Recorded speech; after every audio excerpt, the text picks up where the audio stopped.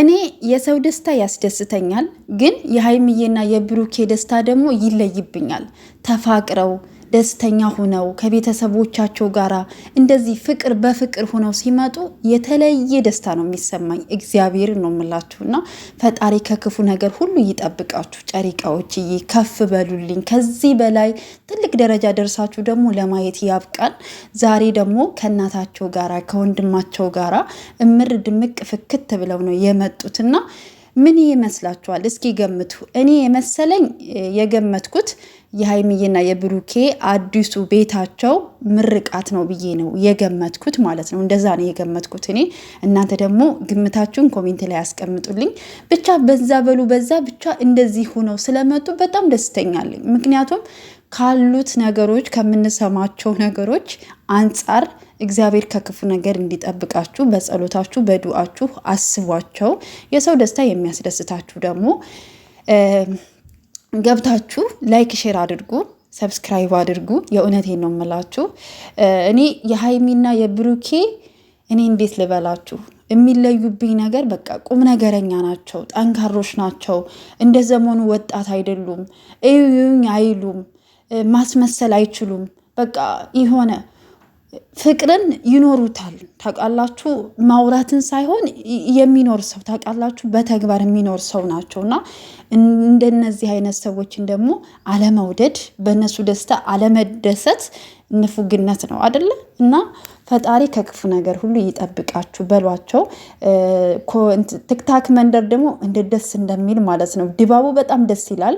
አሁንም የጨሪቃ ፋሚሊዎች ከዚህ በኋላ አንዳንድ ነገሮች ሊፈጠሩ ይችላሉ፣ ግን አንድነታችሁን እንደዚሁ እንድትቀጥሉ ነው የምፈልገው ማለት ነው። የዚህ የዩ ጉዳይ እስካልተዘጋ ድረስ ማለት ነው። እዩ እንግዲህ ትናንትና ስንት ወንድም ነው ያላት እንዳለ የቤቱን ሰው ነው ያመጣችሁ ይመስለኛል። እና እኔ አንዳንድ ጊዜ ይቺ ልጅ እኔ ድራማም ቢሆን ቁም ነገርም ይሁን ምናምን በዚህ ልክ ግን የሰው ልጅ እንደዚህ ማድረግ እኔ ልክ ነው ብዬ አላስብም። አንድ ሰው እንግዲህ ወዶም ይሁን ሳይወድ ተገዶም ይሁን ፈልጎት ቢያደርግ አንድ ሰው የእናትነቱን ኃላፊነት ይወጣል፣ የአባትነቱን ኃላፊነት ይወጣል።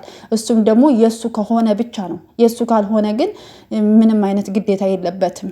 በፍላጎት መርዳት ከቻለ መርዳት ይችላል። ገባችሁ አይደለ?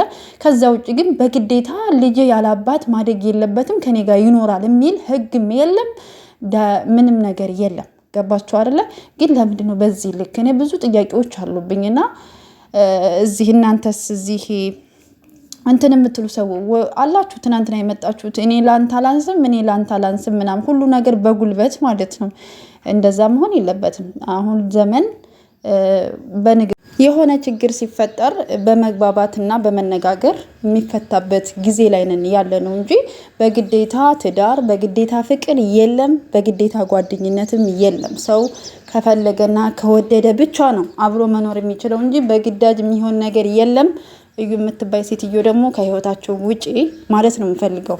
እኔ ሴት ነኝ የሚባል ነገር የለም። አንዳንድ ጊዜ ለሴት ልጅ ክብሩን የሚያቅሰውና ክብሩን የማያቅስ ሴት ጋራ እኩል ማወዳደር አይቻልም። በነገራችን ላይ ሁሉም ነገር ልክ አለው፣ ሁሉም ነገር መንገድ አለው። መንገዱ የተሳሳተ ካልሆነ እኔ እንደዚህ ነኝ ማለት አይቻልም። ምክንያቱም መንገዷን እሷ ናት ያበላሸችው። ገባችሁ አይደለ? ስለዚህ እሷ ባበላሸችው ህይወት ደግሞ ሌላ ሰው ህይወት መበላሸት አለበት ብዬ አላስብም። እና ውድ ቤተሰቦች በያላችሁበት ሰላማችሁ ብዙ ይበል። ላይክ ሼር አድርጉ። መልካም ጊዜ። በጊዜ ቪዲዮ ይለቀቅልን ትላላችሁ።